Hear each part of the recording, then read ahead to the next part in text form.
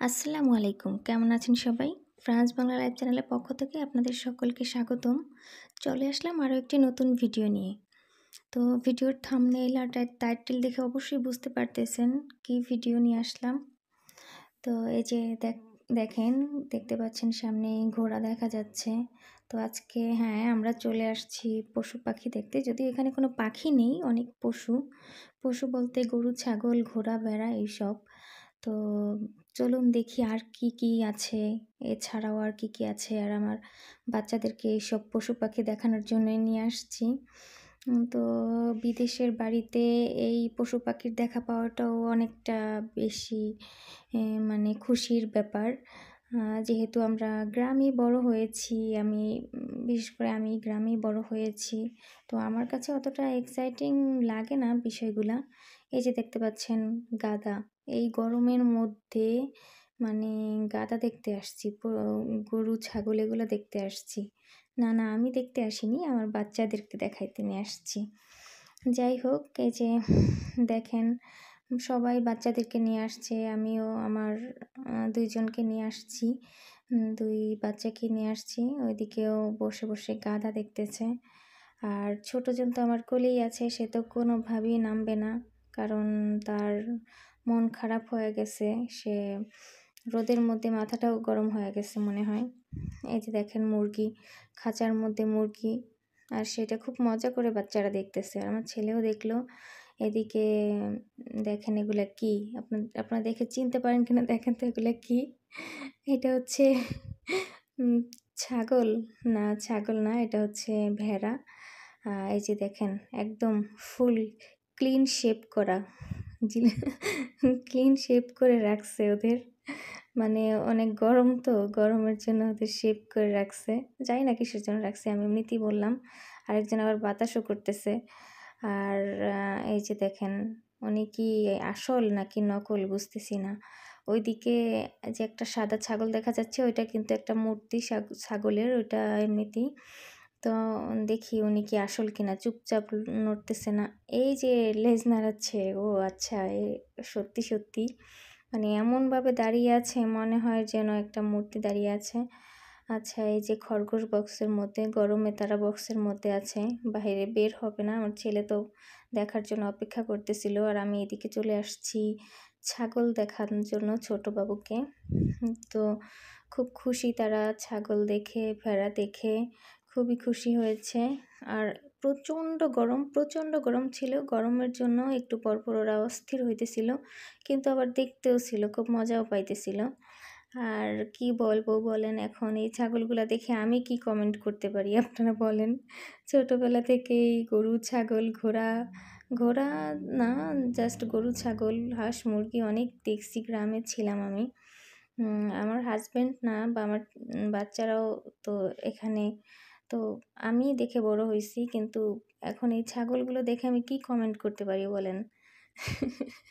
এখন আমি বলবো, মা কি সুন্দর ছাগল। যাই হোক, বাচ্চারা দেখে খুশি হলেই হবে।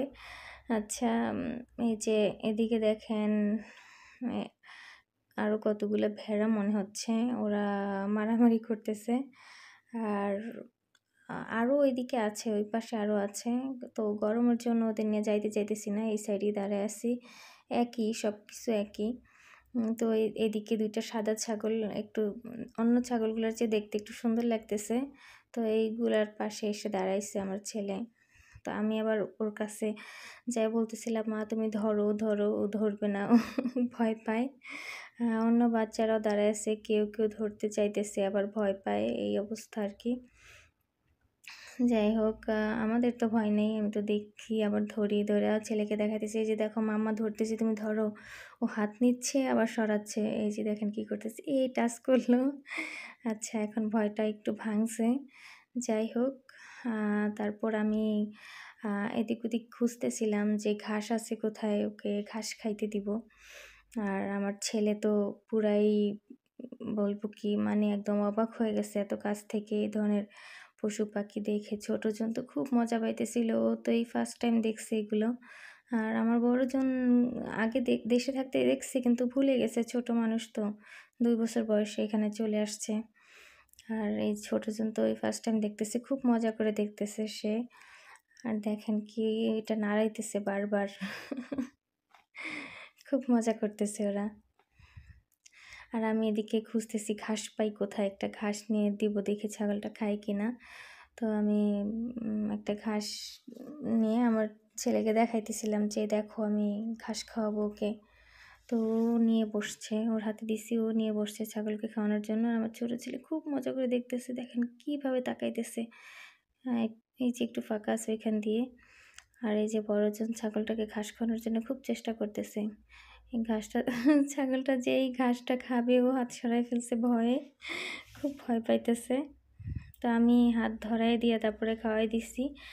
আর হাতে এক হাতে ক্যামেরা ছিল, তো এই জন্য ক্যামেরাটা ভালো মতো আসে নাই। তো এখন যে ছাগলটা মানে খাওয়া শেষ করলো, তো তাড়াতাড়ি আরও একটা ঘাস খুঁজতেছে, মানে ও বারবার খাওয়াবে, মজা পেয়েছে ছাগলকে ঘাস খাইয়ে। তা আমি ওর জন্য আরও ঘাসগুলো সংগ্রহ করতেছিলাম আর ওর হাতে দিতেছিলাম। দেখি এটা অন্য একটা পাতা খায় কিনা। দেখি মা ছাগল এটাও খেয়ে নিচ্ছে, মানে কি বলবো, ওরা কিছুই পায় না মনে হয়।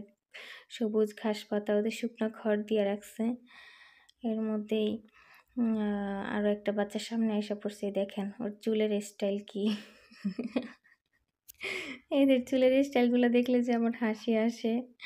যাই হোক, এটা ওদের একটা কালচার। আমাদের দেশের আমাদের আলাদা কালচার, ওদের দেশে ওদের আলাদা কালচার। আমার ছেলে তো ঘাস টানাটানি করতেছে, কিন্তু কোনোভাবেই তো ঘাস ছিঁড়তে পারতেছে না, এত শক্ত। তো ওর কাছে আমি আরও একটা পাতা দিলাম, দেখি ছাগলকে খাওয়াইতে পারতেছি কিনা। আর এই যে ছেলেটা সামনে আইসা মানে ছাগলগুলোর এত বিরক্ত করতেছিল, এত বিরক্ত করতেছিল, মানে কান ধইরা শিং ধইরা ছাগলগুলোর মাথা মুথা পুরা খারাপ করে দিতেছে।